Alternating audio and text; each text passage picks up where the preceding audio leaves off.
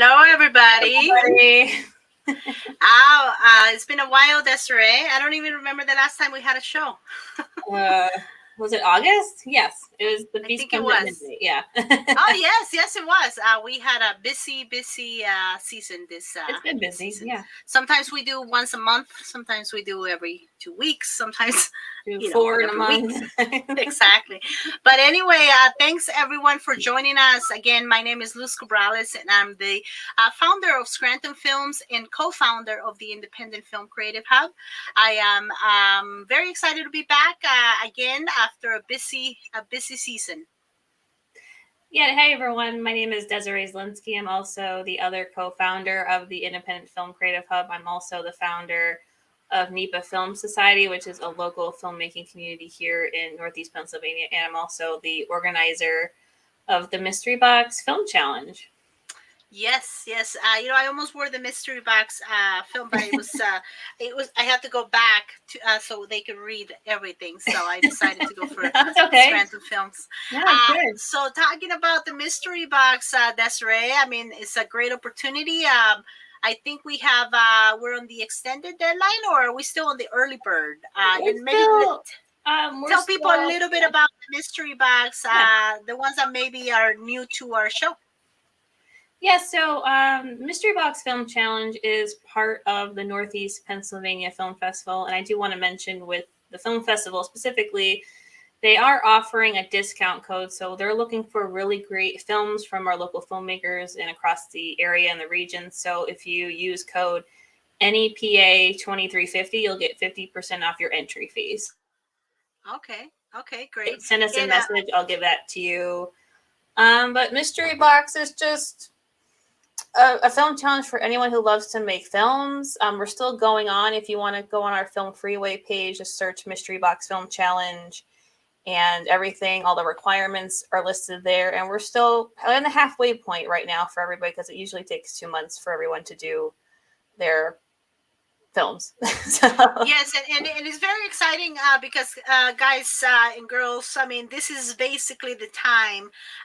If you want to do a film this in the fall, I mean, that's gonna be like probably your best weather. But if you're looking to do something in the winter, I mean, that's okay. Just be mindful that it might be a little cold for everybody.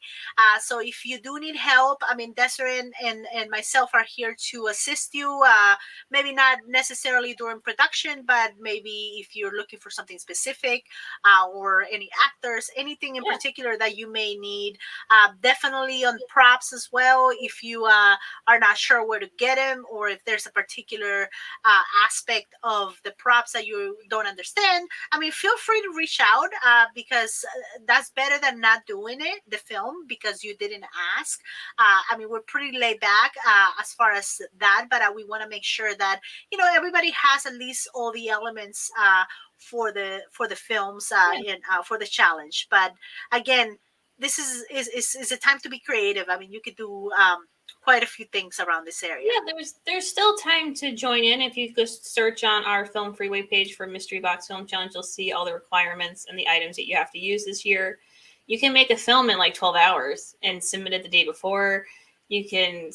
Some people have already started and finished their films already. So it's like you can join in at any time.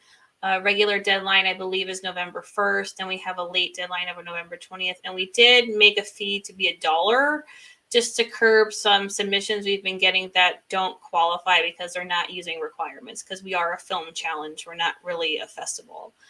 So. Right. And I mean, that's good. We might be able to have a waiver for those, who maybe don't have that $1 to put in.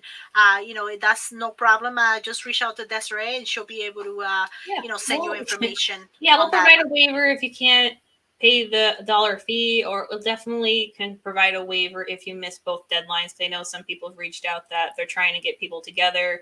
They may submit by the late deadline, which is completely fine. Either the regular or late deadline, you could submit anytime you want. If you're really close, I know we had a couple people really close to exporting their films and they were like at the deadline, and I can definitely give you a waiver to submit on Film Freeway.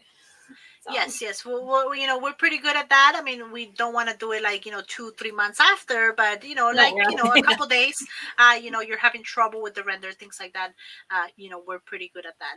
But anyway, we have a couple more updates, but we'll do those at the end. A couple things coming up. Right now, just want to focus your attention on our guest today. We have some exciting events coming up this weekend. And Dan, and I didn't ask how to pronounce his last name, but I'm gonna go for it. Dan Kimbrough. I'm not Kimbrough, sure, I but believe. he's gonna come in right now and he's gonna tell us more about what he does. He is an owner of Park Multimedia. He has over 20 years of experience. He has done documentary films, marketing, advertising, a lot of things around this area, and we're gonna focus a little bit on him, about just his journey as an artist and creative, and also then we're gonna talk a little bit about a film festival, that Yeah. not the NEPA Film Festival, a very important film festival coming up Yeah. Friday and Saturday. Yes, But tomorrow. Yeah. yeah, let's bring him in right now. Hello. Hi, Hello, Dan. hello. It is Kimbrough. Oh Kimbrough. my goodness, I Yeah, got there's a that wrong. bunch of extra letters for no reason. Say that again. Kimbrough. Kimbrough.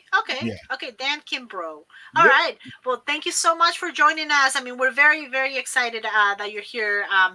Just tell us a little bit about, again, very laid back conversation. We might have some questions from people at the end as well. But just to give you people an idea, just tell us a little bit about the stuff that you do locally here with your business. And then we'll focus more on the film festival that's happening this weekend. So I run Park Multimedia. It's gone through numerous evolutions over the years as media and the industry has changed, but we've settled into the idea of doing content creation for companies. And so we work with companies either with the company or with their marketing department on helping them create their own brand and look and authenticity when it comes to their media. And so trying to help companies move away from stock photos and stock video, really educating companies on the idea that content is where it's at. And so, yes, you can still pay for big ads and those things, depending on your campaigns, but being able to reach your audience, it's really more of a day-to-day thing. And we can help you do that through content creation. And so we do videos, photography. We got a podcast studio as well. And so really any kind of content someone's looking to create, we can help them along with that process. That's very, very cool. I am sharing right now just your website. And it's just parkmultimedia.com, correct? Yep. Well, okay, so I'm going to leave it to Desiree for a little bit while I set up just your website here. But I know she had a couple questions about your, just your documentaries and all your film stuff. Right. Yeah, if you want to elaborate to our audience and just how you got started in filmmaking and what was your journey like? It's always the funny story. I was a radio guy to begin with. And when I got into grad school, I actually applied for a radio assistantship, and my paperwork got confused with somebody who was applying for a video assistantship. And so both of us wanting to go to grad school, we just sort of sucked it up and dealt with it. And so I learned video on the go. I did have a couple classes in undergrad, and so I knew video in the process and some of the behind the scenes film things. And so, but from there, I just sort of kept picking it up and fell in love with it in the long run. And so really got into it in grad school. And then I completed my first documentary while I was in grad school for a class. And sort of that was the beginning, and I've been doing it ever since. So. Oh, wow, that's great. Yeah. Is there anything that you have currently that you're working on or anything in the past that you notably want to talk about? I've always got 2 or 3 documentaries that I'm working on. It's just time in the long run. One of the big ones that I'm always researching, sort of behind the scenes whenever I have free time. I want to do a documentary traveling the Pan American Highway, which technically runs from Circle, Alaska, down to Tierra del Fuego. And it's one road that connects all of the Americas. And so we're really looking at the idea that we are sort of one large continent, well, 2, but still one connected through this one road. And so looking at the different cultures and peoples and food and music and all the things that are connected on this at some point. And then right now, we're not doing, it's mainly client work at this point. And so nothing that you'd see unless you're one of the clients or you're working with them. And so just sort of the daily grind, things that you're doing in marketing. So. Okay, that's good. Very cool. And when you work on projects, right? I know you have your business side of it, that you work with clients, you have your crew, you have your staff. How about for the personal projects? Like, how do you approach a project? Maybe somebody that's watching that's very interested in documentaries, right? And it seems kind of like, that might be the what you like Yeah. most, or am I? Or Oh do no, you I love bring sort of documentary. If I could make money and do documentaries every day, that's what I would be doing. Oh, great, great. So, Great. for those people that are watching, right, that may not know, how to get started in doing a documentary. Maybe they see stuff in their community that they want to do. What would be, what was your approach as far as that? My approach, I'm a research nut, and so I spent a lot of time. My first one was on the Title IX, and so with my first documentary, I spent about a month digging through everything I could about Title IX, why it existed, the changes it made to the education system, and things of that nature. And then once I had that research and felt like I knew the topic well enough, it was just talking to people, hearing their stories, and that's really what a lot of documentary is. At the end of the day, it's storytelling, and so giving people a comfortable space to sort of open up and share with you their story, their experiences, depending on the scope and the topic. And then from there, the big thing for me with documentary and nonfiction and journalism in general is to always let the story lead. I've gone into a lot of documentaries sort of with this is what the end goal is going to be, and that the end product is completely different. Because once we got working and started talking to people, we realized there was an entirely different story that needed to be told. And so, yeah, if you're curious and there's, especially in your communities, you can do a lot of micro documentaries and create a lot of content that will help get stories out there. And so be curious, ask questions, and then let the story lead you. And do you usually work, so on the research, do you work alone? Do you have collaborators? Anyone maybe, we are in the Scranton area for those who are, watching us in other places. And you are living here. So if anybody locally wants to collaborate, or maybe they want to have that, how do you work uh, with that aspect now of it? You have your research, you have everything, and now you're trying to put your team together. Is it kind of like a one person, It depends. All depends on the documentary. There's a lot of the smaller ones that I've done in the past have been ones that were just my pet passion projects, and so I sort of ran after those alone. Another one I'm always working on as well is one looking at the stories of African American women who were born before the Civil Rights Act was passed and sort of lived through that. And so it's one that I started years ago, and when I started teaching and moved here, my son was born. It's sort of been on hiatus, but I'm always gathering information for it. And so that one was one with me just sort of when I had free time, I was going out and conducting interviews and doing things. There was another one that I did recently with a coworker at Misericordia University looking at disability rights and voting access in Luzerne County. And that's her research area. She loves it. And so she approached me and said, hey, I want to do this, how can we flesh this out? And we ended up putting 2 documentaries together about it. And that was purely collaborative. I think that everyone sort of has their lane and the thing that they do well. And so for that one, like I was the tech, like I took care of all the shooting, editing, did all those things. But when it came to the research, finding interview subjects and sort of being that point person, that was all her. And so she was also on camera. But I think that if someone's good at something, trust them and let them do what they do. And we won a couple of awards with those documentaries. We actually had the ability to change some of the local laws and some of the local voting locations because there were places that weren't accessible. But that came down to that truly collaborative. This is her sort of baby. I'm here to help film it and walk through that process and do my thing. And she took care of all the research, made the connections, and did those things. And it worked out really well. And so trust people. Like if someone says, hey, I want to do this and this is the area that I'm interested in, give them that freedom. So. Wow. Yeah, definitely. That's powerful advice, especially for a lot of filmmakers around here, because we all sometimes think we can do everything ourselves, right? Yeah. But you need that help from somebody that may know something, that you maybe were not, even aware it was possible.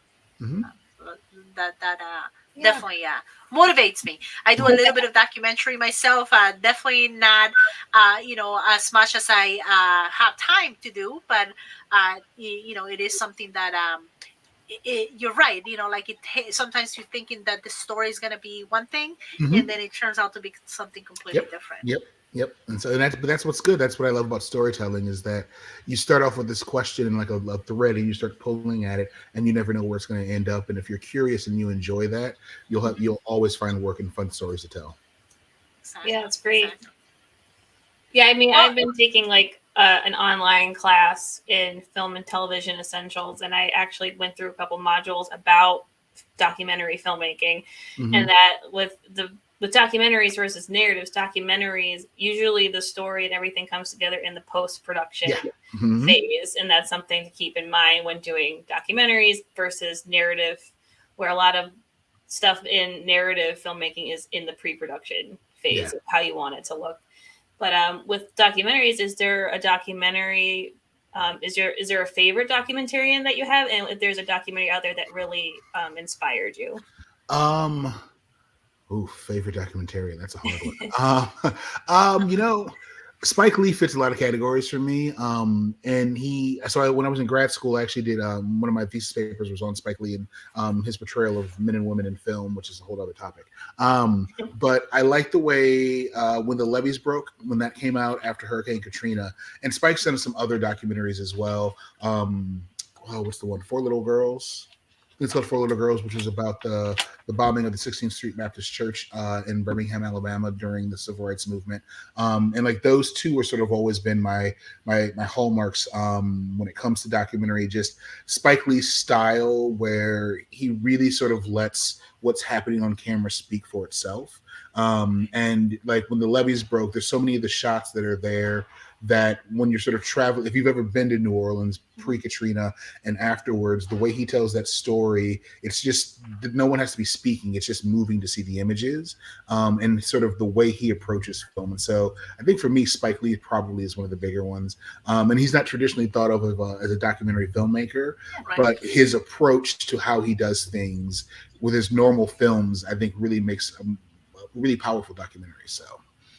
Yeah, and I think even his films just he just lets his characters evolve through like Mhm. you don't even need to be speaking, like he could have just one whole shot Yeah. of things just happening Yeah. in the background, and Mhm. he's just really good at doing that, they're powerful. I tell Yeah. you, like Well, in one of my favorites, he was he produced what is it called? 25th Hour. Which is one with Ed Norton and a whole cast. It's about a man who's about to go to prison and how he spends his last day. And he produced it. I'm not sure if he directed it, but I know he had a lot of hand in the visuals. And it was one of the first movies shot in New York City after 9/11. And there's this scene with them in the skyrise looking out at Ground Zero. And it gets quiet, but it's just one of those moving scenes because this is one of the first films post 9/11 to address what happened and that there's something not where it's supposed to be anymore. And it's one of those scenes when they're all just sort of looking out this window and not talking about it, but it becomes really powerful because you realize all of a sudden that's where the World Trade Center was. And then it becomes part of the scene and the element and almost its own character. So I really do love his approach. Yes, definitely. I mean, definitely powerful, and you are right. So that kind of leads us to the film festival that's happening this Friday and Saturday. I mean, we talk to me a little bit about that. I know, I had the pleasure of judging some of the films, and I mean, a lot of those films they're very, very powerful. Yeah. So I mean, it is something that I would like you just to talk a little bit about that, how you got involved, and I'm gonna just put it up right over here, just as far as the new festival that we have, and this is the first year, correct? Yep, first year. So, Right. Okay. yep. Well, tell us all about it. Yeah, so so I also am the technical director for the Scranton Fringe Festival, which is also going on. So please come to Scranton this weekend. Yeah. So Connor Kelly O'Brien and Liz, I can't remember. Liz, I'm sorry, I forgot your last name all of a sudden. Bohan, there we go. Throughout the years, we've talked about trying to figure out an element of doing something looking at BIPOC artists through the Fringe Festival, but putting a real spotlight on it. I think it was 2019. It may have been the last one before the pandemic. Like the space that I live here in Scranton, which is where Meals on Wheels is, we actually dedicated that space to BIPOC artists. And so there were a couple talkback sessions after some of the different shows, but that's what that space was for. And we were trying to figure out other ways. The pandemic hits, and so that slows a lot of things down. But at one point they approached me and said, hey, if we did a film festival, do you think that's something that we could pull together? And I've coordinated a couple film festivals through an academic organization that I was a part of, BEA. I ran their documentary film festival. And so I had experience sort of with the judging and figuring out rubrics and those things. And I was like, yeah, I mean, if you guys are willing to take this on and make this part of the festival, I have no problem helping out. So they gave me the reins and let me run with it. Oh, that's very, great. very cool. So why I'm gonna just put it up. We're gonna show the trailer, right? Which is not really a trailer; it's just a combination of all the films that were here. But before we do that, I'm just gonna put it up right here on the screen. Talk to me about like just the powerful films that has that this festival has. There's some great ones. So one of the cool things, because it's a Fringe festival still, there's sort of time limits, and so you won't be able to see all the films in person. So if you buy a ticket, there is a digital pass, and so we have 2 longer films that are really powerful that are in there. One is called Raised, and it looks at during I want to say it was the 40s and 50s in Virginia. There was this movement called urban renewal, and urban renewal happened all over the U.S., but it targeted a lot of minority populations and communities where they would say different buildings were derelict or slums and use it as a means of wiping out entire communities. And so this is a documentary that looks back at that point in time, but also people go back to where their house was. And so your childhood home is a parking lot now, under the guise that, no, we're going to renovate this area. We're going to make something new here, and it lays dormant or it's a parking lot now. And so it's sort of really powerful to see people going back and looking at where they were raised and understanding that they were lied to, that their families were lied to at that point. And so there's 2 documentaries that sort of look at that idea of gentrification and urban renewal. We've got one documentary that looks at the idea of identity overall. Someone who sort of is online dating during the pandemic and is hiding their identity because they're worried that people won't be interested in them because they're not a white person, and sort of what that psyche is and moving through those things.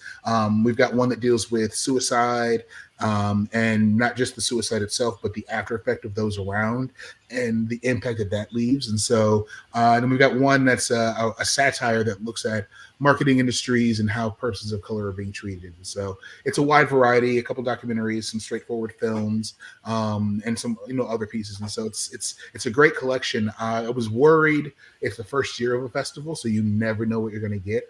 And I was pleasantly surprised with sort of the depth that we got from the film. So. And why is it important for you as a filmmaker, as an artistic director for the festival to do this in this area, right? Yeah, so shockingly, we didn't get anything from the Scranton area, which we're going to work on for future years. Hopefully, we can find a couple of local artists as well. But I think understanding what Fringe festivals are overall, which is, briefly, there was a festival, a theater festival happening in Edinburgh. Some groups weren't allowed into that festival, and so they started playing wherever they could. And a reporter at the time didn't know what to call it, so they called it this festival on the fringe, because there were folks that were sort of left out of the overall thing. And so it becomes the Fringe Festival. Now it's one of the largest, I think it's the actual largest artistic festival anyway. So thinking of what Fringe is, having a film festival that highlights BIPOC artists is something that really fits into that idea of saying, yes, we want everyone to be a part of this festival, but we want to use what we can to sort of put a highlight here. So looking at ethnic and racial underrepresented groups and saying, we know you're creating media, you're creating content, here's a place where you can actually show it. Because unfortunately in our industry, if you don't win an award or have some sort of check every now and then, it's hard to advance. And so this is a way of saying, nope, we're looking at a selective group of films from these selected directors, and if it's selected, you get the laurels, you can put it on your poster, like you've been officially accepted into a film festival, which helps people in the long run if we're thinking about the overall scene of how we change Hollywood and media and giving voice to people. It's giving recognition to those who are doing the work. And so that's why this is an important one. And I love that it's happening here in Scranton. And so, it is a BIPOC film festival that's happening here. While it's not local artists, you are getting a chance to hear voices and see through the lens of people that you may not normally see. Right. And this is important because it also opens up doors. Something that we don't usually see in this area is gonna be seen now. Yep. right? Mhm. So that I think that's what I like about the Fringe Festival, that it is very inclusive. Mhm. A lot of artists, we feel that maybe we don't belong here, maybe we don't belong there. But now seeing something like this taking up space is really going. I hope, and I think that's what I saw from it. That it's gonna bring out artists, right? Maybe that you Mhm. don't Mhm. necessarily see every day. So what Yep. I'm gonna do is I'm gonna play the actual some of the clips, because not only are the images powerful, but they're also the dialogue is Yeah. very powerful. So I'm gonna just play that. We'll give you a little break for 3 minutes, and then we'll come back. We'll talk a little bit about just the dates, the place, Yep. because I don't think I have it on the screen, and then we Okay. can see if there's anyone that has any questions online. Okay. Sounds great. Let me see if I can Great. find this button. Okay. Give me 1 second. There it is. Oop.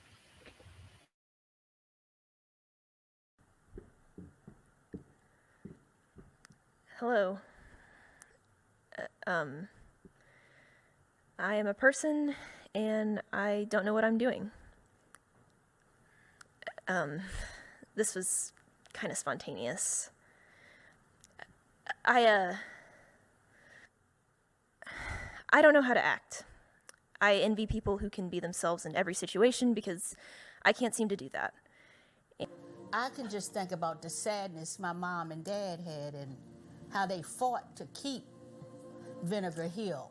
There was a lot of build-up before they demolished Vinegar Hill. And you see, in the beginning there was God, and there was love. For God is love, and love is not subject to time. It doesn't travel forwards or backwards. It just is. The people on Commerce Street were very, very good people. We were a family. We had maybe 30 families on Commerce Street, and each one of us went to each one's house during the holidays. Do you have any idea how hard has Daniel worked for this? She doesn't even care about good grades. She does it for you. A melody will come to me, sometimes lyrics will come to me, sometimes like the whole song comes to me at once. Some songs take hours to write, some take just a few minutes. It really just changes. It's all about like what's inspiring me, who I'm writing with, where I'm writing, what instrument I'm using, and yeah, it just like changes based on my mood and what my inspiration is at that moment. I think the advice, my girlfriend recently gave me this advice to write songs that I want to write, and like write as if no one was going to hear them except me, and that has really like opened up my writing, and I've been able to dig a little deeper and say things that maybe I was afraid to say. So some new music coming out later this year, and next year will be like really different, and I'm excited about that. I always say that racism in Charlottesville is stewed to perfection. It is so nice and so pleasant and so polite, you don't even realize it's happening to you sometimes until you look at the outcome. You know, these systems produce certain outcomes, you know, so you have to either believe that African Americans are inferior, or you have to believe there's a system that produces these outcomes with these deficits. So, are you going? Oh, I don't know. You should go. I'll be there. It'll be fun. Yeah, okay. Oh, but I'd have to... I'll be there. The first luncheon that we did when I was at Hilltop Artists, I'm like on stage and doing my speech, and I just looked out in the crowd and I was just like, some of you people in this room were, there for my first business venture, which was selling Girl Scout cookies. And so I just want you to know, I appreciated you buying the cookies. I appreciate you being here today, supporting Hilltop Artists and supporting me. I would have said, I love you. Trying to play? Yeah. Okay. Yeah, let's do it. Who are you going with? Barcelona, do you want another one? You already finished yours? Damn. Yeah, bro. Come on, catch up. Yo, whatever happened with you and that girl? We broke up. I told you. Wow. Very powerful films. Yeah. Again, I watched all the films, and I was impressed. I was impressed with just how powerful they were. I was a little jealous as well. Because some of them they just really get to your heart. Like on the way they were very creative. So tell us about the dates. Just let me put it up here, and because this is a great timing. For this. Yeah, that's perfect. Yeah. So tomorrow night's the opening night. We're at where I'm at right now, on Lackawanna College's campus, college, and the People's Theater on Vine Street. And so that's the venue that we'll be in. And so we're at 8:30 on Friday night is the opening, and then 2:00 and 8:30 on Saturday as well.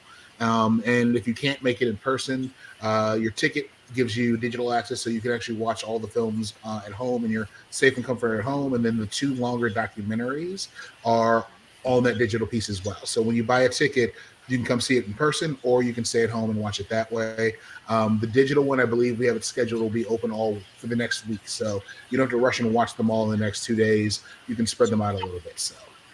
Okay, and where can they buy their tickets? If you go to scrantonfringe.org, there's a section to buy tickets, and then all of the Fringe Festival shows that are still going, you can buy tickets there as well. And like I said, we're all over. Where there's another show that's in here that I just got finished running tech for, called The Ladies of the 80s. And if you like 80s music, you want to buy a ticket for this, come at 7, stay for the film festival. You'll have a great evening. But there's a bunch of other venues there's things going on as well. So definitely support the arts and come out and see what you can. I mean, I did see on Sunday Romeo and Juliet, which was great. Awesome. Yeah. Yep. Same theater. From Gaslight. So definitely support the performing arts here in Scranton. Yes, and I know you had a long night today, setting up for a lot of things. But we had just 2 more questions. I'm going to ask you one question, and then Desiree is going to ask the last question that we ask to everyone here. But we'll let you go home. That way you can have dinner and just relax before another day. What can they expect at the festival? Do they show up at 8:30, or that's when you're screening the films? So you want to get here about 8:15ish, like 8:15. The previous show lets out 8:05ish, and so there'll be a little bit of a pause between, and then we'll let you in. But the goal is we're going to start right at 8:30, and the films will play back to back all the way through. And so at the beginning of each one, you'll see whether it's the official, it's a selection or the winner. But then that way you sort of know where each film ranks. But they'll play all the way through. It's about an hour and 18 minutes. And so 8:30, you'll still be out of here by 9:45, just before 10 o'clock. So, and there are other Fringe things happening still. So there's silent disco. Go to the next party. And it's First Friday tomorrow. Exactly. It's First Friday. We've got a silent disco. We've planned your entire weekend for you. So are there events then going on before 8:30 for the Scranton Fringe? Yep. What time do those start? That way we can kind of get those. 6 o'clock is when the first set of shows will start. So, and again, they're all for the most part in an hour and a half rotation. So there's a 6, there's a 7, and then like I said, the one before us will go from 7 to 8:15ish, and then we start at 8:30. And then Tuesday, which is the last day of Fringe Festival, the Fringe Festival will start at 2 o'clock. And I believe we wrap everything around 9:30ish, and so plenty of shows so you can still see throughout the weekend. Great. I'm gonna try to make it tomorrow. Hopefully, I get out of work early. And too bad I can't go. I'm sorry, I can't go on Saturday. I have an event, but definitely tomorrow for sure. If I don't think I'll be at work till 8:30, but sometimes. You never know. Yeah. Great. So Desiree, last question, and then we'll wrap it up and go from there. Yeah, I mean, I was gonna also ask, like, what do you want people to take away from seeing the films at your Taking Up Space Film Festival? If you want to briefly talk about that. I think the big thing is, while there are there are a couple of them that do deal directly with the notion of being a BIPOC artist, a lot of them are just stories. Like they're just regular stories that you're seeing through a different lens. And I think that that's the big takeaway, is the notion that when we think about art, while yes, understanding who the artist is very important, but that it's still art at the end of the day. And so we're just watching stories. The story, the raised one that deals with urban renewal in the South is one that's talking about what happened to an African American community, where the other one's called Neighborhood that you'll see, which is one of the short ones, is talking about indigenous land that was taken away to sort of create Tacoma. So you've got two different groups who are telling you the story, but the story is still the idea of, government taking land to do something. Yeah. It happened to numerous people regardless of what you look like. And so it really is a universal story. And a lot of the stories, that's what you're going to see, is that you're at this festival. Like I said, there are a couple of them that sort of go at race head on, but the rest of them are just stories. It just happens to be you're hearing it from a different artist, so the lens shifts slightly. And that's all that's going to happen. It's still the same story, boy meets girl, this, whatever. It's just the lens changes a little bit because it's an artist of color. And so I hope that that's the big takeaway, is that these are shows and stories and things you should see. And, you think about the movie theater and you sort of blow it up from there. Just because a film is considered a Black film doesn't mean that you shouldn't go see it. It doesn't mean it's not for you. I guarantee Hollywood only has about 8 stories they tell. And so, it's not going to be something crazy. It's just the lens shifts a little bit. But it's a great way to learn about other cultures as well. So, yeah, that's what I love. Yeah, that's what I love about filmmaking. I mean, I love seeing like the traditional blockbuster, Top Gun kind of movie. But the one thing I really love about filmmaking is like you learn about stories from other people that you don't necessarily know about, and learn about something completely different, and shed to light a lot of things that people just don't know and make you think. Yeah. But our last question that we usually ask people is, what advice would you give to up and coming filmmakers? Oh God. Or something you probably would have wanted to know when you were younger. That always gets people. I mean, the real raw advice is: are you crazy? Plan on never having any time whatsoever. No, I think the big thing is, if you're going to do it, make sure you love it. I think there are a lot of folks who call themselves filmmakers and who buy all the equipment and do all these things, but they don't really have a passion for filmmaking. And you can love watching films, and it's very different than making films. I think most filmmakers will tell you that the final version that people see is still not the one they like. Because you're always thinking of ways you can make it better. You always want to tweak it. It's less filmmaking and it's more tinkering. And so make sure that you really are in love with the process, because if you're not, it'll gobble you up real fast. And it's long nights, very long nights, long edit hours, cold. You talked earlier about shooting in the winter. I have almost lost fingers at certain points in time shooting during the winter. And so if you're going to do it, love it. And if it's a hobby or something you're flirting with, find a friend who loves it and then just work with them. Exactly right. That's actually a good one. That's very, very good. Perfect. So this was a great event. And I meant Scranton Tax event. But let me just do a quick close up. Desiree, what's going on October 29th, real quick? Oh yeah, we are having. Oh yeah. What do you mean? Oh yeah. It's like the best day ever. We're having our indie filmmaker meetup again on October 29th. That's a Saturday. That's going to be the last one for 2022, because with November and December, we kind of just don't want to do a lot for the holidays. So kind of being cognizant of that, and it'll be getting into winter. But it's going to be at Backyard Ale House at this time at 12:30 p.m. That's when they open.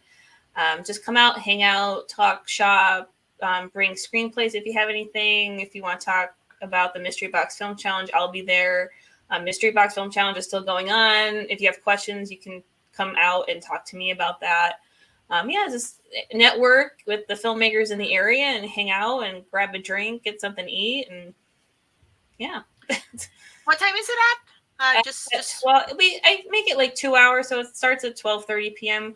Backyard opens at 12, so kind of hoping that we miss the Halloween party-ness at night, because I know that's Halloween weekend, probably, because Halloween's on a Monday this year. Yeah, I don't like to go out Halloween. It's usually we keep it 2 hours, and if you want to hang out longer, that's fine. But if you have to leave a little bit, just come whenever Very cool, very cool. And again, everybody, just subscribe on Facebook, YouTube, Instagram. I think we're on Twitter, but I don't actually. No, I don't think we're on Twitter. I gotta get better at that. But also become a member today on our creativehub.com. What does that mean? That means that you can go on our website. You have it in the background, and you can become a member, part of the community. You can send us messages. And also post casting notices if you're looking for something more private that is not really on Facebook and it's mostly filmmakers. We have a pretty good directory there that keeps growing, as well as any grant opportunities. There's a grant going on, artists, Yes. Lackawanna Arts Department. Go on that as well, and it's great for artists. So a lot of that stuff is always there, along with Scranton Talks. You can watch previous episodes, get motivated, and start making some good stuff around here. All right. And we're in the Anyway. process of designing our website again. So Yes. As soon as we have a little bit of time, then I get to publish Desiree's website. She did a wonderful job. We just have to kind of do like a whole tweak a couple things, add some movement. copy, and Exactly, and that is thanks to Lackawanna Arts as well, that is helping us with a little bit of money to make this stuff happen as well in Scranton Films, and just all these artists around here. But again, thank you again for everything. Dan, I hope and we wish you the best. Definitely so much. hope you have a good turnout on the film festival that is much needed in this area. Thank you so much. This has been thank you. amazing. Thank you. So what I'll do is I'm just going to put a little bit of that those films at the end. But again, thank you, everyone. You have a great day. thanks everyone. Have a great night. All right. Take care.